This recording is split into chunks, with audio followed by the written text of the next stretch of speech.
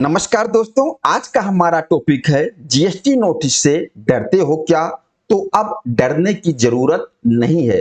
खासकर यह वीडियो हमारे उन अकाउंटेंट दोस्तों के लिए है जो अकाउंटिंग का काम करते हैं, जीएसटी का काम कर रहे हैं, लेकिन अगर कोई जीएसटी नोटिस आ जाता है तो घबरा जाते हैं और वो उस नोटिस को खुद से हैंडल नहीं करते, उस नोटिस से दूर भागते हैं, अपने सीए के पास जाते हैं, सीए साहब को बताते हैं कि आप इसका रिप्लाई दीजिए, ये नोटिस कैसे आ गया। तो मैं चाहता हूं एज ए अकाउंटेंट आप खुद अपने आप को तैयार कीजिए, जीएसटी नोटिस को हैंडल कीजिए। मान लीजिए आपको कोई जीएसटी नोटिस आ गया तो आपको ऐसा लगता कि कोई बहुत बड़ा प्रॉब्लम हो गया। बिल्कुल नहीं, कोई प्रॉब्लम नहीं है, बिल्कुल रिलैक्स। आज मैं आपको बताऊंगा कि जीएसटी नोटिस से डरने की जरूरत नहीं है, आपको उसको किस तरीके से हैंडल करना है और आप कर सकते हो, बिल्कुल कर सकते हो। देखिए, सबसे पहले यह समझना है कि जीएसटी नोटिस का मतलब, जीएसटी नोटिस का मतलब यह नहीं होता कि आपने कोई क्राइम कर दिया। ये सिर्फ डिपार्टमेंट आपसे बातचीत कर रहा है, उस नोटिस के जरिए आप ऐसा समझो।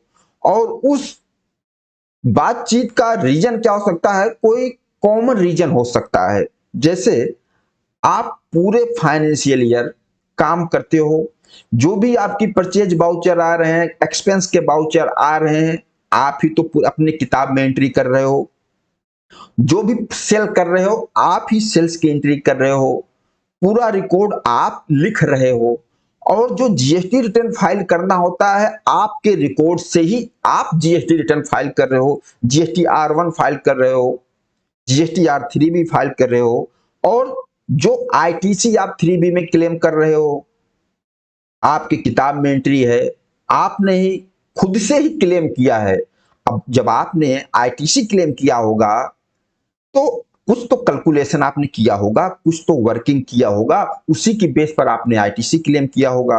आपने जीएसटी R1 फाइल किया तो आपके पास उसका भी बेस, आपका बुक्स ऑफ अकाउंट है, उसी बेस पर आपने R1 फाइल किया। तो भैया सारा काम तो आपने किया है एज ए अकाउंटेंट, किसी ने कुछ नहीं किया। और यही डेटा तो डिपार्टमेंट के पास गया है, जीएसटी पोर्टल पर R1 3 भी आपने फाइल किया है। तो डिपार्टमेंट यहीं से तो कुछ आपसे अगर पूछना चाहेगा तो यहीं से तो पूछेगा, कहीं बाहर से और कुछ लाएगा नहीं। हो आपने जो रिकॉर्ड दिया, आपके रिकॉर्ड से पूछा जाएगा, तो फिर डरने की क्या जरूरत है? बिल्कुल नहीं। तो सब उस नोटिस, आपको जो नोटिस आता है, सबसे पहले उस नोटिस को समझना। अब नोटिस आएगा क्यों? कुछ कॉमन रीजन, जैसे return mismatch, late filing, input tax credit issue, ITC का इश्यू, यही सब रीजन हो सकता है। अब डिपार्टमेंट आपसे पूछ लिया कि इतना आईटीसी आपने ज्यादा ले लिया, 2B में नहीं है, 3B में आपने क्लेम कर लिया, या यह सेल आपको ये सेल इस महीने में है, आपने 3B में नहीं दिखाया। तो स्क्रूटनी तो आपके ही डाटा से करना है जो आपने दिया है। तो नोटिस आते समय सबसे पहले आप उस नोटिस के पॉइंट को समझो। देखिए, इसलिए बोलता हूं, अकाउंटिंग का काम कर रहे हो तो सिर्फ एक ही चीज तक सीमित मत रहो कि अगर आप इनवॉइस बना रहे हो तो सिर्फ इनवॉइस ही बनाते रहो, रिटर्न फाइल करो, सिर्फ रिटर्न, इनवॉइस भी बनाओ, रिटर्न भी फाइल करो। और अपने आप को अपडेट करने के लिए जीएसटी के कुछ रूल्स, कुछ सेक्शंस, जिससे कुछ आपको कानून के बारे में भी पता हो, जीएसटी एक्ट के बारे में भी कुछ जानकारी हो। नोटिस तभी हैंडल की जा सकती है, सिर्फ रिटर्न फाइल कर देने से नोटिस आप हैंडल नहीं कर पाओगे। तो कुछ आपको जीएसटी सेक्शन की भी नॉलेज होना बहुत जरूरी है कि किस सेक्शन में नोटिस आया, उसका रिप्लाई कैसे करना है। तो अपने आप को अपडेट करते रहो, सिर्फ एक काम तक अपने को सीमित मत रखो। और इस हमारे चैनल पे आपको सेक्शन वाइज वीडियो मिलेगी, और बिल्कुल सिंपल तरीके से। कोई जरूरी नहीं कि सीए ही हो आप, अकाउंटेंट भी बहुत बड़े बड़े काम कर रहे हैं। ऐसा कोई जरूरी नहीं कि नोटिस हैंडल करना, ये सब काम करना तो सीए होना ही ठीक है। सीए नहीं बने, सीए नहीं है, एज अकाउंटेंट हमारा प्रोफेशन है, हम तो काम कर रहे हैं। अकाउंटेंट कम थोड़ी होते हैं, बहुत पावर होती है अकाउंटेंट में। इसलिए मैं बोल रहा हूं, आप नोटिस के पॉइंट को समझो। अब जो नोटिस आपको आएगा, बकायदा डिपार्टमेंट उस नोटिस में पॉइंट को क्लियर बताएगा कि किस वजह से नोटिस भेजा है, और वो पॉइंट लिखा होगा, आपसे पूरा सीधा सीधा सवाल पूछा जाएगा कि यह इस तरीके से मिसमैच आ रहा है और आपके ऊपर इतनी टैक्स की लायबिलिटी, इतना इंटरेस्ट, इतना पेनाल्टी बनता है। नोटिस में तो डिपार्टमेंट भेजेगा अपने हिसाब से स्क्रूटनी करके। अब आपको उस पॉइंट का पॉइंट टू पॉइंट जवाब देना है।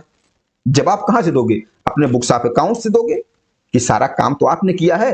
नोटिस आते ही आप समझ जाओगे ये चीज पूछा जा रहा है, तो ये चीज मैंने इस तरीके से किया है। अगर जहां मिसमैच होगा, इसलिए बोलता हूं देखो, जीएसटी में सीधा सीधा काम नहीं होता। कई बार प्रैक्टिकल लाइफ में कुछ ऊपर नीचे भी होता है। सीधा सीधा काम तो हर कोई कर लेता है, लेकिन कहीं एडजस्टमेंट कुछ ऊपर नीचे होता है। तो अगर कुछ ऐसे ऊपर नीचे काम हुआ हो ना, तो उसका उसी टाइम वर्किंग बना के अपने फाइल में रख लो, जिससे इन फ्यूचर अगर कोई नोटिस आए, तुरंत आप उस फाइल को निकालो और तुरंत उसका रिप्लाई तैयार करो। साथ में रिप्लाई देते समय एविडेंस लगाओ। एविडेंस का मतलब अपने डॉक्यूमेंट्स प्रूफ, जो आपके बुक्स अकाउंट में रिकॉर्ड है, ये सब लगाओ। अगर आपने सब कुछ सही किया है तो बस डॉक्यूमेंट्स रेडी रखिए और रिप्लाई दीजिए।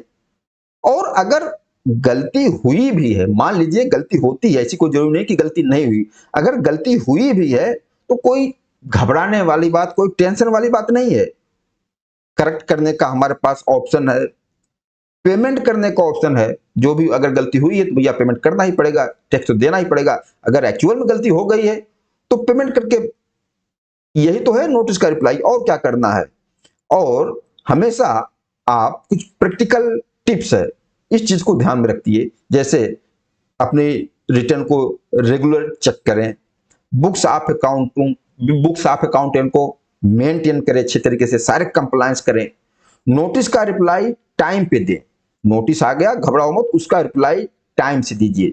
आपकी तरफ से कोई फॉल्ट नहीं होना चाहिए जिससे डिपार्टमेंट आपकी गलती को ना निकाल पाए। और जीएसटी नोटिस, अब आप यह भी सोचोगे कि रिप्लाई कैसे तैयार करेंगे? रिप्लाई हमको बनाना ही नहीं आता, किस लैंग्वेज में तैयार करेंगे, लीगल लैंग्वेज क्या होती है? तो भैया जब आप कोशिश करोगे ना, उसके अंदर इंटर करोगे, तो धीरे धीरे सब कुछ अपने आप आ जाता है। अब अगर आप जीएसटी नोटिस को कोई बहुत बड़ा इशू समझकर उससे दूर भागोगे तो आपको बड़ा ही लगेगा। कभी जब उसके अंदर एक बार इंटर कर दिए आप, अब आजकल अपने सर्कल में अकाउंटेंट, आपके सीनियर अकाउंटेंट होंगे, चार्टेड अकाउंटेंट होंगे, उनसे हेल्प ले सकते हैं कि इस तरीके से नोटिस आया, इसका ड्राफ्ट तैयार करना है। तो कुछ फॉर्मेट, कुछ लीगल लैंग्वेज फॉर्मेट उनसे ले लेंगे और उसी फॉर्मेट में हम अपने रिप्लाई को तैयार करेंगे, एडिट करेंगे। जब करेंगे तभी तो सीखेंगे। जब उस चीज से हम दूर ही भागेंगे कि ये तो बहुत कठिन है, तो वकील का ही काम है भाई, ये तो सीए ही इसका रिप्लाई था, हमारे बस की बात नहीं है, इस तरीके से अगर सोच लिए तो होगा नहीं। हम भी ऐसे डरते थे, लेकिन हमने खुद हैंडल करना शुरू किया, इधर उधर से लेके जहां से रिप्लाई तैयार किया, फॉर्मेट तैयार किया, कई नोटिसों का हमने रिप्लाई दिया, जो भी डिमांड आया जीरो किया, ऑफिसर से बातचीत किया। तो ऐसे जब 2-4 बार आप करेंगे ना, धीरे धीरे आपका बढ़ेगा, आपका कॉन्फिडेंस लेवल बढ़ेगा, तो कोई भी चीज हो तो आप बिल्कुल नहीं डरोगे। तो मेरा सिर्फ एक मकसद था कि जो भी हमारे अकाउंटेंट दोस्त था, हम अपने अकाउंटेंट दोस्तों को बिल्कुल मजबूती से तैयार करेंगे।